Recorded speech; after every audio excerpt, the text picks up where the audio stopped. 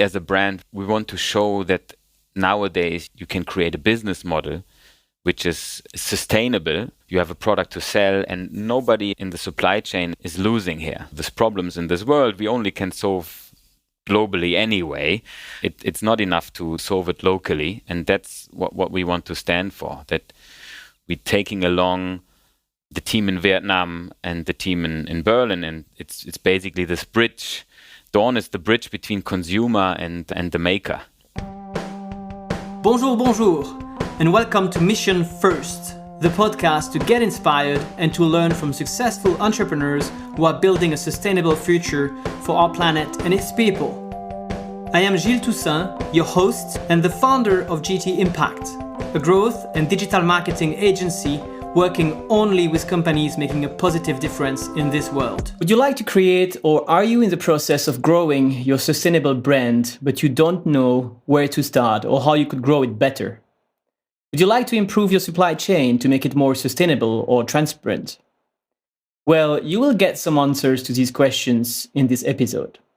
I'm really excited to talk to Marian Von Rappard. He's the founder of Evolution 3 and Dawn Denim. After spending a few years in the fashion industry, he decided to create, or maybe not decided, but we'll talk about it. He ended up creating his own factory in Vietnam, and he started to produce jeans for global brands, where they kept in balance production, ethics, sustainability, and quality. And then in 2015, he started Dawn, and Dawn is changing the fashion industry one fine pair of jeans at a time. In the factory in Saigon, they are setting new standards for fair working conditions and eco-consciousness.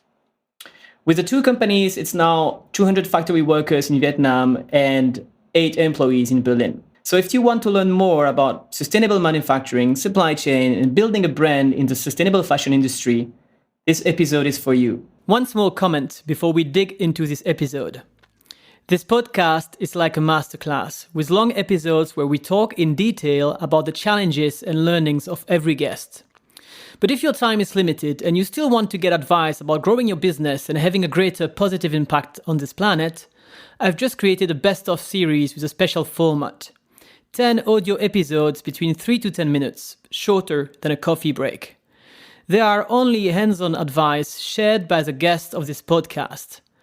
You can receive these best-of episodes by signing up for my newsletter, in which I also send a text summary of the do's and don'ts shared by each guest after every episode. So if you want to get these condensed and useful tips for and from successful entrepreneurs with a sustainable mission, just go to my website, gtimpact.com, or find the link in the description of this episode and sign up for the newsletter. Marian, thank you very much for being here today. How are you? Thank you, Jill. Thanks for having me. I'm doing good, thanks. Considering this roller coaster pandemic situation, which obviously didn't come to an end yet. So, as you might know from the media, Vietnam is pretty much going through his very much first wave of the pandemic. So, and this, of course, is affecting the mood as well. We can talk directly about that. I read a post from you that the factory is in lockdown now, and that everyone over there is like kind of super nervous and scared. I know you're very close from your supply chain and from the manufacturing because it's basically yours, which is not the case of all, brands out there. So can you explain us a bit more about the situation and why it's hard for you as a brand? I think it's hard for us as a human being as soon as you're very close to people being affected. I think we should understand that people are extremely scared, and they're not just scared about the virus itself. They're scared about being made public if you're infected, which is actually happening, or drastic measures from the government if you're infected, whether you are locked down in a military camp or your complex is shut down. We hear rumors about food shortages. People are, not able to leave the house, and you start to worry. That's one of the main reasons, and another one is, of course, this uncertainty makes things impossible to plan. So we're creating cash flow kickbacks in order to continue paying salary. If you know the industry itself, you should always put this into context, as a lot of factory workers are usually paid by piece rate. Means they're making their income by producing, and with efficiency bonus and production piece rate. And that's, for us, it's not the case. We pay by a living wage standard to our team to enable them to secure their income, insurance, and so on. But considering the situation in the moment, it's very difficult for us to foresee for how long we need to secure this kickback. Is it going to last until next Friday? That's the official letter saying. But in the same time, in the media, we can hear that the lockdown might be extended till end of July. And all those things, of course, kind of dramatic. To put this into context, we're not only producing for Dawn, we're producing also for other brands. And here we need to make sure we need to understand that there's no big income or no income during that period.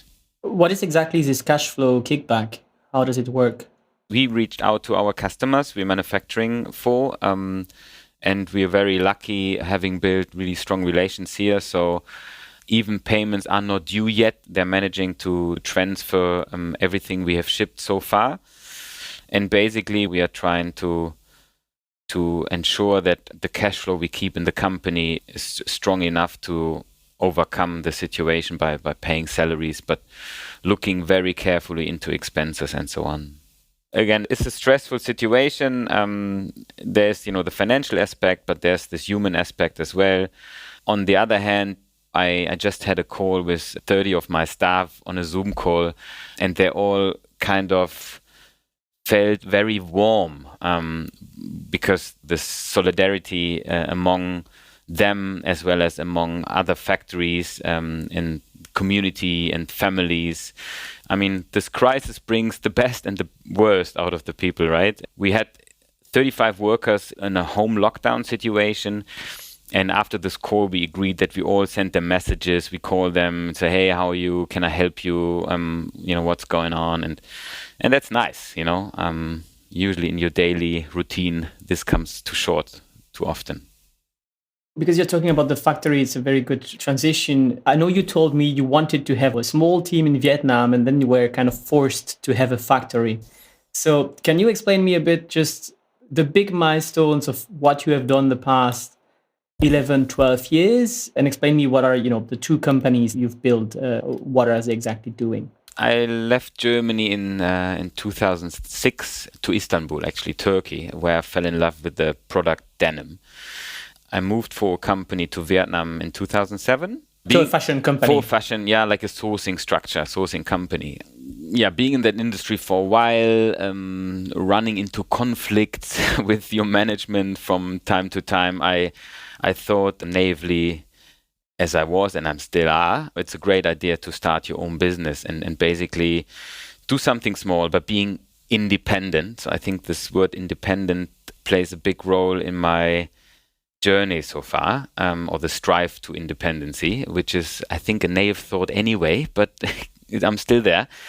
And then I started this company, and my intention always has been to have a small team, to do a lot of design, collection, and to ensure social compliance and ethical and ecological standards in factories while working for brands as a middleman, basically. And that's how I basically started this journey, and then realizing that the brands I was working for, the sampling, the collection, design work I was planning to do, I had really difficulties to transform this into reality because simply none of the factories were willing to do that small stuff. They were expecting bigger orders. They worked a lot for the US market. And that's how this journey factory kind of started. It started with a sampling room, basically. And this sampling room was transformed into a factory. And saying this, we do employ 200 people now there in Vietnam.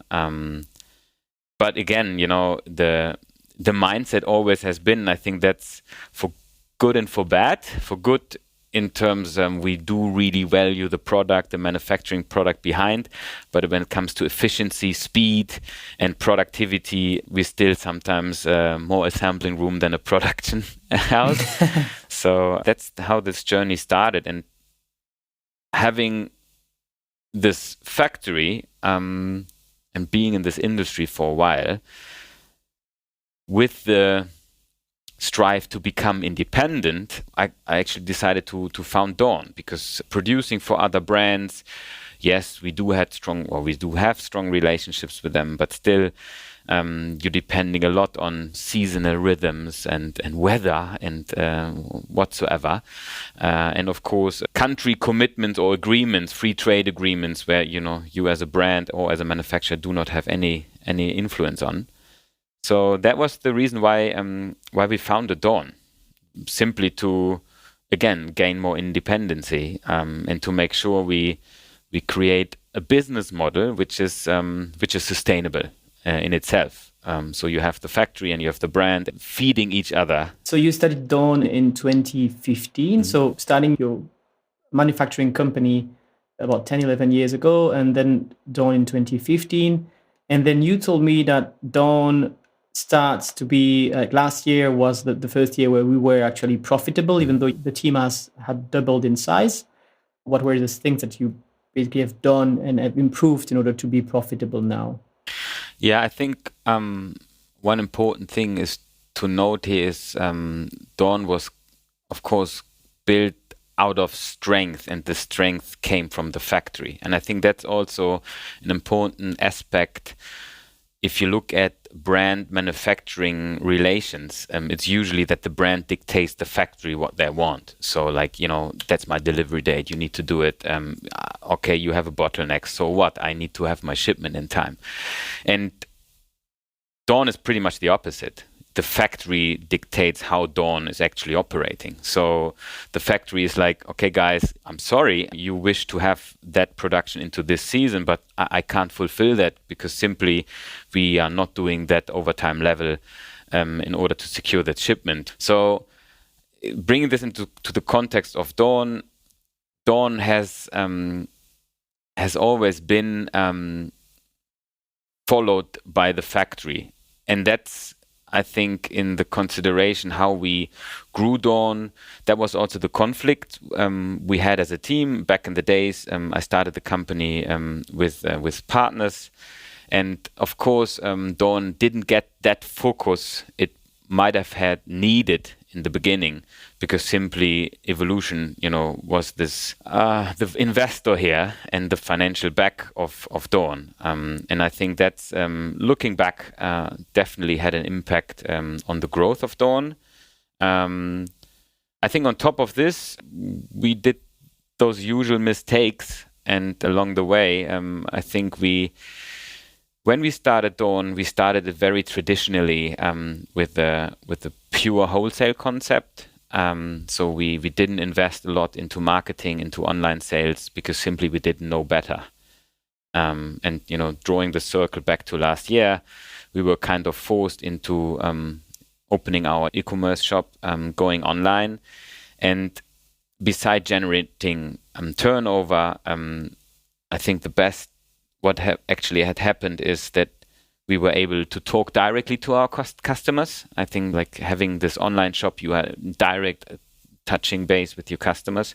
Before that, you were basically then working and selling the jeans through the retailers. Through agents and retailers. You're not directly talking to the consumer. And I think for a brand, you need to be customer centric. So you need to know who your customers are, and you need to take into account feedbacks, creating learning loops. And this I think really kicked off, especially last year.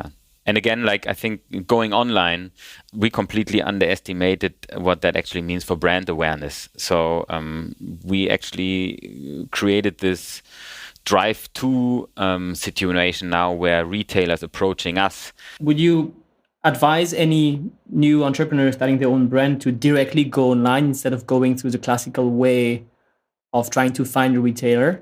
I mean, depending on your product, first of all, you need to ask your question whether there is any need of your product. Are you solving a problem with it? If you do, you should ask yourself for whom are you solving the product, and then having that dialogue and running smaller tests. I think that's definitely learning from us, which we should have done. This is something that for me is kind of obvious when you're building a, let's say a product to solve a need or a problem.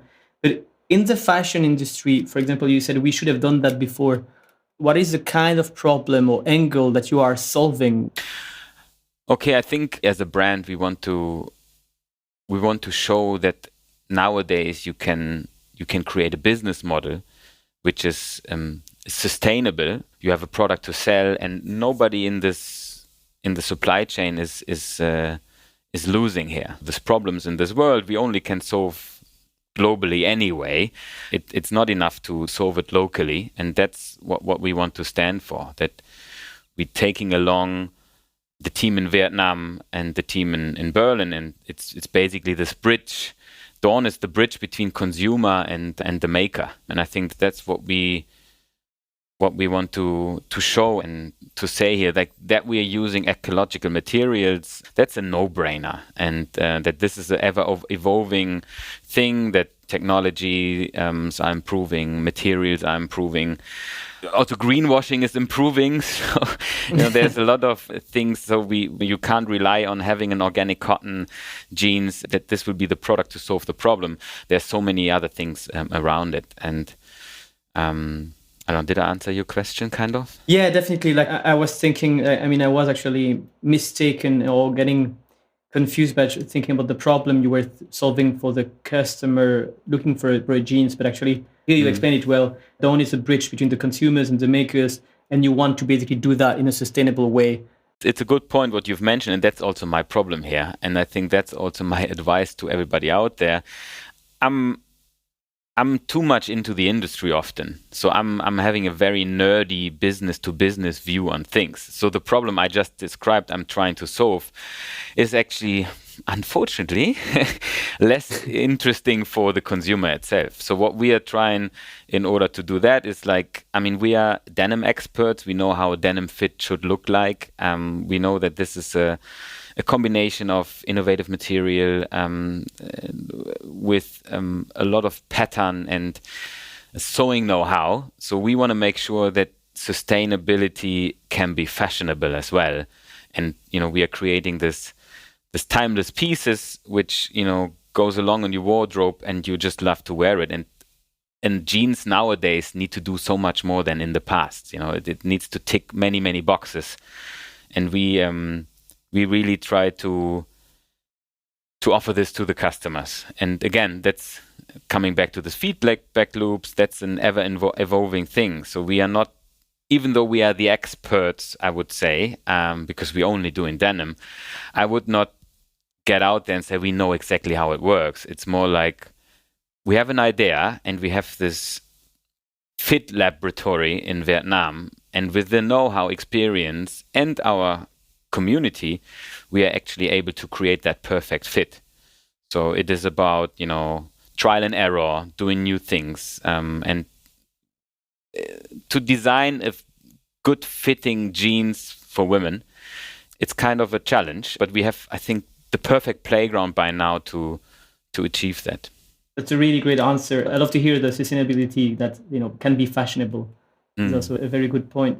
I'd like to understand, if I may ask, I checked the price of your jeans online, which right now the summer sales is selling for 79 euros, which I think is totally fair for a sustainable product. It's too cheap. I've worked with retrades as well in the past, and since then I've been more aware of the sustainable fashion industry, and so I try to shop as much as possible in sustainable products. But I can see how expensive sometimes this can be. It's important for us to stress this. The sales for us is not something we're planning or focusing on. For us, the sales is really leftover pieces. So if you have just few sizes left of a product, we are unfortunately forced into sales as well. But that's something definitely is also a big learning. As much as we talk to the customer directly, as much as we are gathering data online, we are able to produce on demand. And we're trying to produce as demand oriented as possible. And of course, there's still, a percentage of forecast, which is kind of, unfortunately still part of this industry. And we're getting better and better here. And I think what you see in sales in the moment is reflecting also the mistakes from the past, to be honest about this.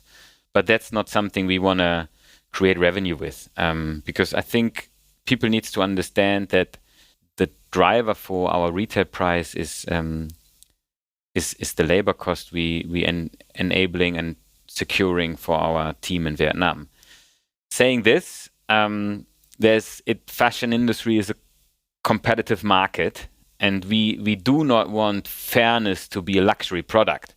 And I think that's something we are really working hard on. So we do launch now an eco line, which eco stands, it is ecological because it's hemp with organic cotton, but it's economical as well. So we do designed over the last 14 months a very lean design product. And for that product, we wanna offer below 100 euro because we also feel we want to make the standard we are setting or we're working on accessible to the wider audience. If I take Levi's and I take a jeans at 100 euro from Levi's, how much workers are getting paid, or the manufacturing company are getting paid, and the different tiers of the supply chain compared to a brand like yours, for example?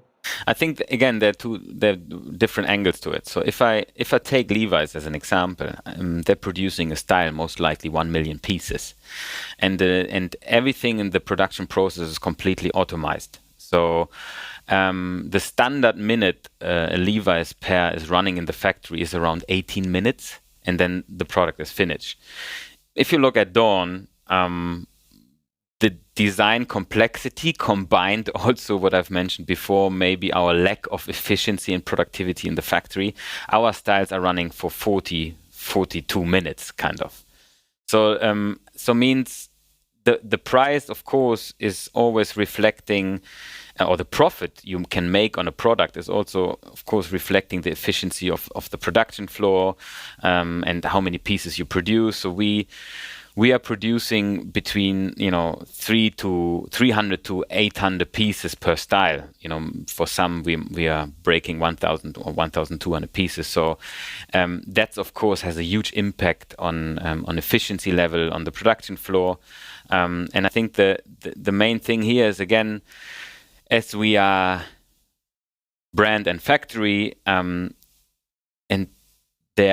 you can plan a product efficiency, but a lot of things can happen along the way. You have delays in the supply chain whatsoever. Dawn is always paying the real price. That's why it's also not so easy for me to tell you what is exactly the labor cost per product, because in the end of the day, we make sure that the monthly wage can be paid. And sometimes it's higher because we had a good efficiency, and sometimes it's lower because we had a really low efficiency. So saying this, I think it's important to stress out, again, that's again the nerdy business to business view, but we are paying by living wage. We're following the anchor methodology. That's a methodology designed to kind of evaluate what is the wage somebody needs to earn in order to secure life. And I think that's the way where we should start, and we should educate consumers. On top of this, we're creating a lot of perks and extras to create this environment in our factory that people just love to go there. And I think that's for us the main thing, and potentially also the reason why we only managed to be profitable or break even last year, because simply the profit we have on a pair of jeans, we're just able to pay for a staff of 5 in Berlin, and now we are 8 people in Berlin, because the pair of jeans has its price. Before we go to the do's and don'ts, one thing I was curious about, I saw you were going to release a cradle-to-cradle collection. As you said, circularity is definitely the answer to many of the fashion industry questions. Can you explain me a bit? I know cradle-to-cradle, they have different levels of certifications, for example. So how is that circular? How is that working? So we bought the material like a gold standard credit to credit product, means it's 100% pure organic cotton. It's unbleached. It's not dyed. So and no toxic chemicals have been used. We manufacture it and designed the product as circularable as possible. Saying this, you can detach the button because it's screwed on. But there are other projects as well. Like we start this Art on Broken Pieces series, which we feel is also part of this circularity, where we have defects from our production floor, little holes, little fabric knots or material problems, and we kind of transform them with local artists into really unique pieces. And that's actually a super, super nice story looking backwards the last 12 to 14 months. We have a lot of positive feedback on that one. So like, solving industry problems with a lot of creativity. We even have now retail stores coming back to us and say, hey, listen, I want to join that. And saying this, they basically buying a black box because we cannot plan it. How does that work? So what's the concept? The concept basically is we have broken products in the manufacturing process. So we taking them aside in Saigon, and then we're inviting local artists in Vietnam to transform those broken pieces into to repair them with their very own design. So we have little embroideries, hand embroideries, batches, hand painting on it, and we're offering them in the online shop as well as for retailers. But it's you can't buy a certain design. Basically, the design chooses you. So you as an online customer want to be part of it. So you buy a product, but you can't pick the design because we can't plan it. And it basically you pick the size. You pick a size and the product, but the design will basically pick you. And that was actually was really nice. And bringing this into the context of entrepreneurship with the sustainability, I think this just happened to popped up by looking at a problem and being curious, trying out things. We did that in a very, very small scale initially to test that. So we presented it on the Neonut show in Berlin in January 2020, and it really hit a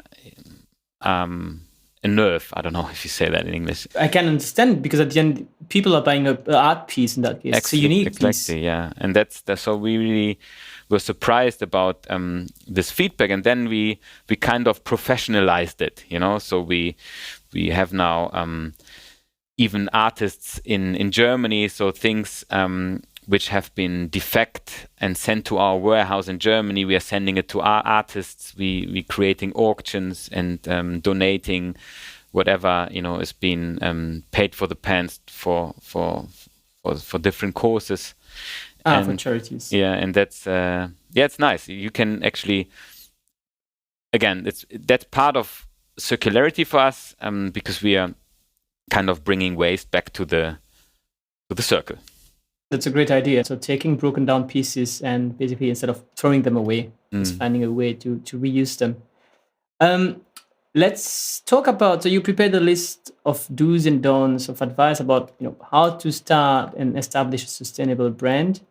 So let's go through these advices together. The first one was, don't stick to your initial idea. Can you explain me a bit more about that one?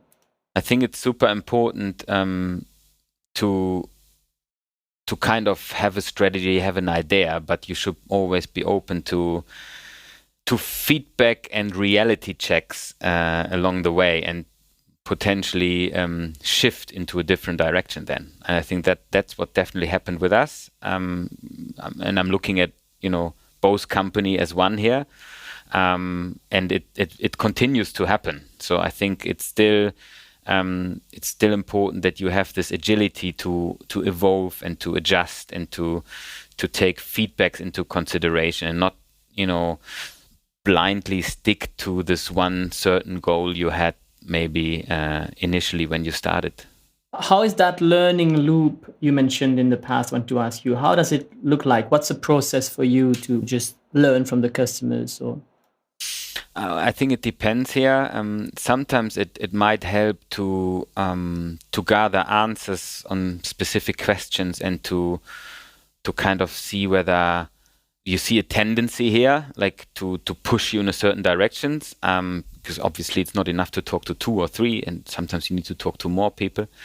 And I think it should be part of your company culture to be approachable. And one example I think is now that while we are first time really in touch with our community, we got this feedback and say, hey guys, your idea is great. You have so many great values, but I can't find my size. How can you claim to be inclusive if your jean size ends with 32? I'm a woman. I want to buy sustainable jeans. So where is it? And that was great. And so instead of like pushing that back, we actually invited them to be part of a think tank. And we, by the end of the month now, we actually first time meeting a lot of them in person. So we created actually now new sizes for us. And I think the key always for us was we don't want to develop a product only for a specific size group, rather than using one of our existing products to open it in it for another size group. So making it accessible. And I think that's a good example of being approachable as a brand, having the capacity to gather those information, to digest it, to transform them into ideas, and then to start that conversation. I love to hear that. Talk to our community is something that comes back very, very often. And be approachable, as you said, in that case. And I think, one more thing for community, you have the customer or the consumer as a community, but you have also within this community other brands. And I think you have a lot of sustainable fashion brands who are able or willing to share also with others. So, rather it is maybe even a product collaboration, or simply to have a conversation like we have now. And and ping pong ideas and help each other. So I think that's also something. If you establish a brand, don't do it in your garage. Try to be where other brands are, and you can touch base, you can have a coffee with, and don't underestimate networking, or just the feedback from others from the industry. I think that's super important. So that's the part where you were, the third do on your list was reach out to the community early. I guess you tackled it here. How would you explain the second do you sent me, which was done is always better than perfect?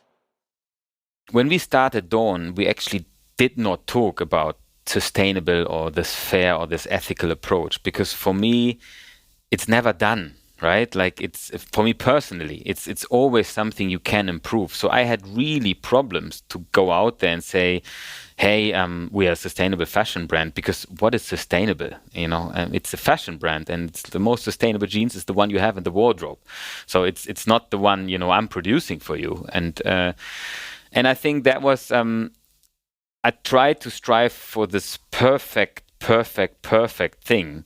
And I lost a lot of time along the way to kind of create it, while other brands potentially doing half or less were kind of overtaking us, and just being really loud out there and talking what they were doing or maybe planning even to do, and that was already enough.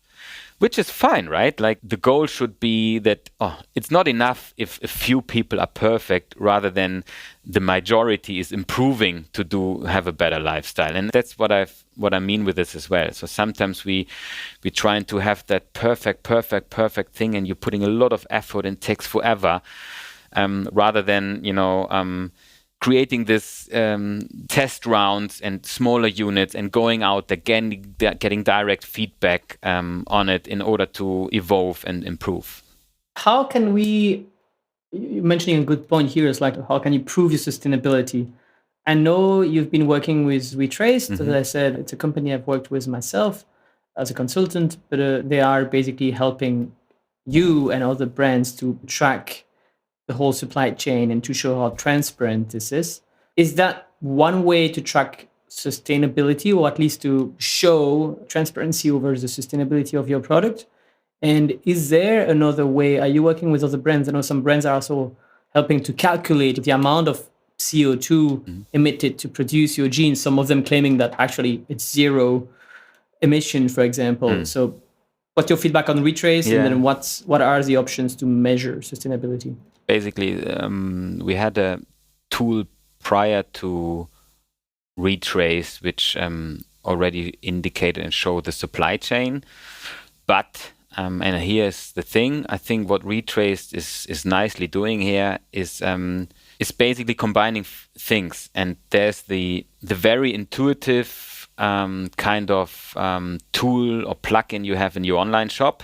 And you have the QR code on the product itself, where you actually give the retailer the chance to kind of train and onboard their sales personnel into this whole concept. Because if we are honest, yes, of course, there are the sustainable eco stores, but most of the stores are not. And a lot of sales personnel might be also a kind of nervous nowadays because there's this super media attention about fair working conditions, sustainability, and then consumers coming into the stores asking all those questions. They're like, what the heck, I don't know. And because it's super complex, and that's what, Retrace is trying to do. They play with nice icons, with an intuitive way to translate all this brand efforts into something a brand can also use to tell the story. And I think that's the important thing here compared to what we have done before. We always did that, but we always fall short to actually bring it out there, to communicate, to talk about it. And, do good things and talk about it. I think that's one important thing. Like, if you're not able to communicate all your efforts, unfortunately, in terms of brand positioning, awareness, it does not help. And I think that's part of the reason why we went with Retraced. And bringing this into context with the footprint, we work with the HIC index to calculate our impact, the footprint of every single product. But the HIC index itself there are a lot of contradictions as well. One reason is like plastic seem to have a less water footprint than cotton. Of course, cotton is huge in water footprint, but if you look into recycled plastic, they actually start the calculation from the chips and not from the bottle.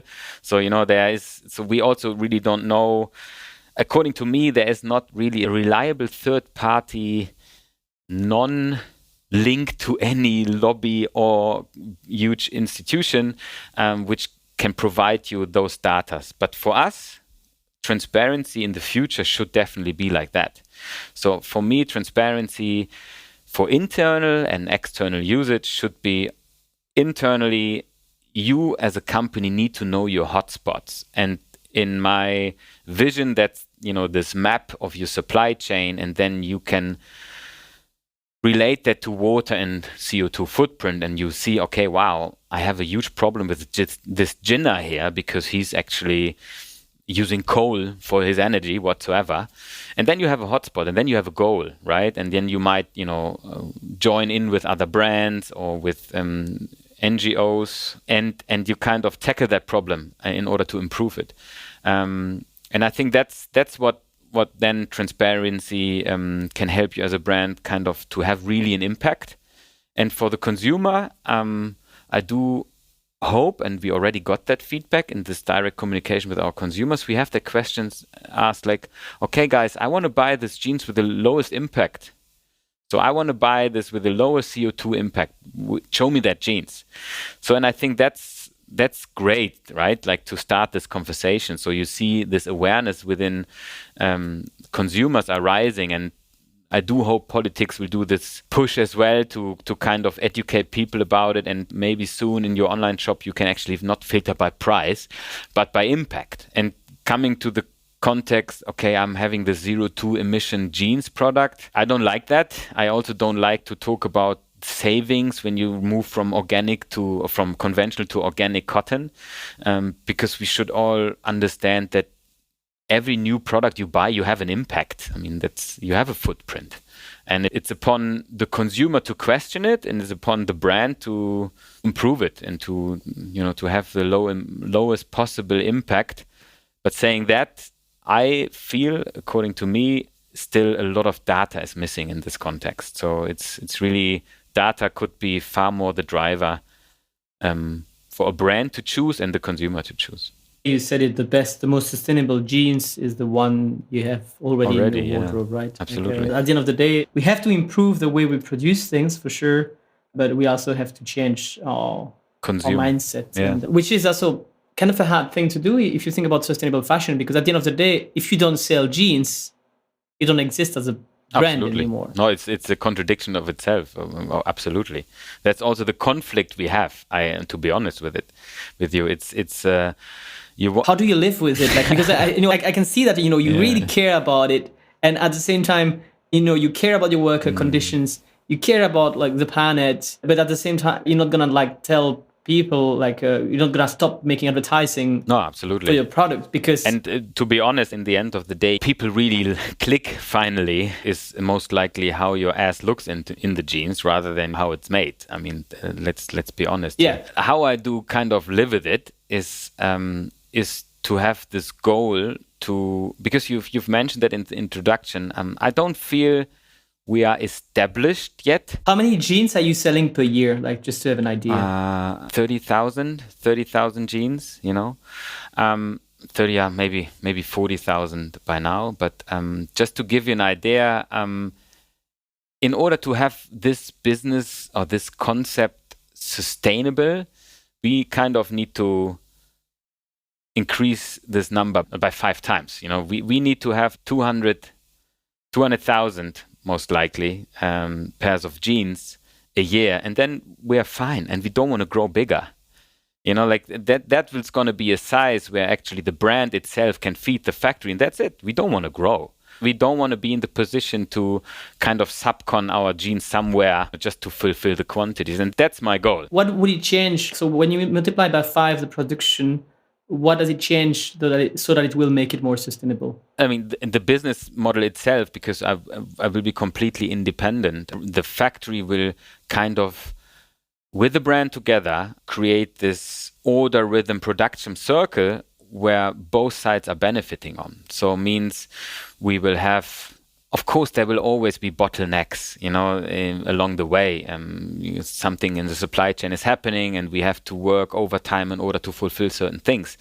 But like, if you really want to have a fair business model, you need to shift power. You need to make sure that the factory has the right to refuse and kind of be part of this development of a brand, and that the business itself is self-sustainable. Saying this, of course, I do hope this will give us the financial freedom to invest into the team, to grow the teams, to invest into the people in Vietnam as well as in Berlin. So we have in the moment 8 people in Berlin. If we reach those numbers, I don't think we need more than 15 one day. I do think that's a number I feel confident to have while we have, the team in Vietnam, in Saigon. But yeah, that's the vision. Let's talk about the last 2 you sent me, which were 2 different ones. One is stay honest, and the other one was stay naive. Mm-hmm. So can you explain me a bit more about these 2 things? I experienced one super nice event, and that was an open factory day in 2019 in Saigon. And I invited the community, basically, a lot of expats, but also Vietnamese. We had around 100 visitors. And the nice thing was, I introduced them what we're doing here and all our efforts, but I also told them about our failures, and where we are still struggling and where we still see challenges along the road, and what we are afraid of, and so on. And the feedback was overwhelming, especially when you talk about, your failures and your challenges. And I think that was something, it felt really good. And I think it gave me, in the context of your question you asked before, how can you live with this fact that you are doing marketing, claiming you want to save the world? it was it kind of relieved me to know that hey, you don't need to be perfect here, and you actually can talk about your problems, and because it makes you approachable, it makes you humane, it makes you honest and real. And I felt that was a super good learning for me personally as well, but for the brand too. So we in our communication, there are challenges. It's not that you have this idea and the goal and you just, it's a straight line. It's such a roller coaster. I felt that that was an important learning as well.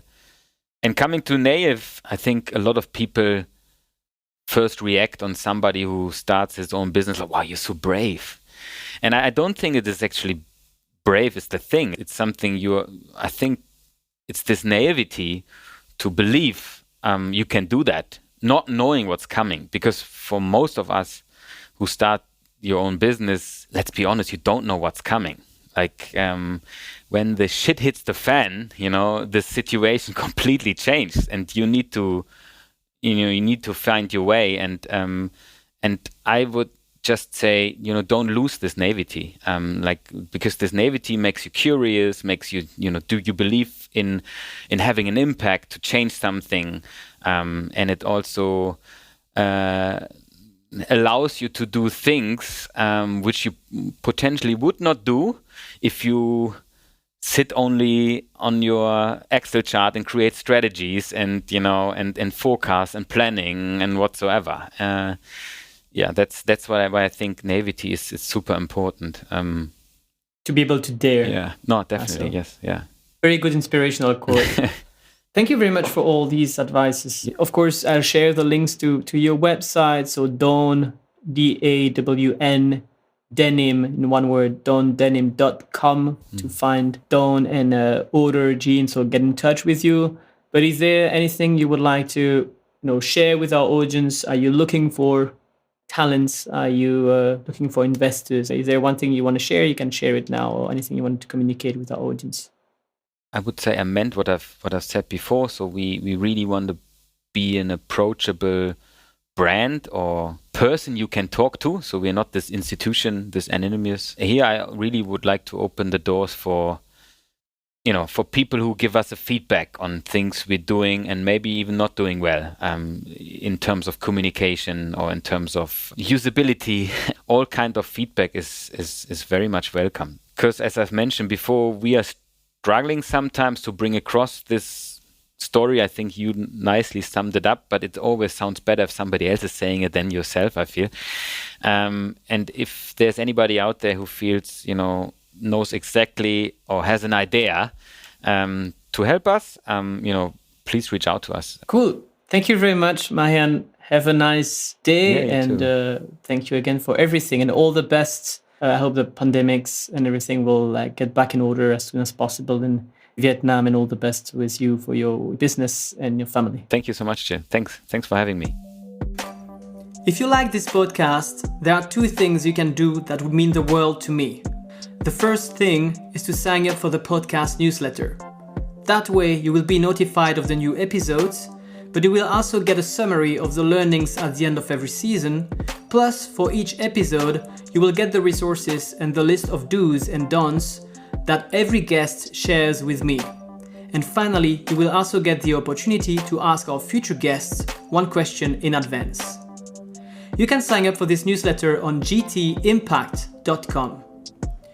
The second thing you can do to be super helpful is to recommend this podcast. For that, you can write a review on Apple Podcasts and share the podcast with your friends, other entrepreneurs, and people trying to build a sustainable future. That way, we can all learn together and work on a brighter future for us, our children, and our planet. Thank you very much, and see you next week for the next episode. Have a nice day.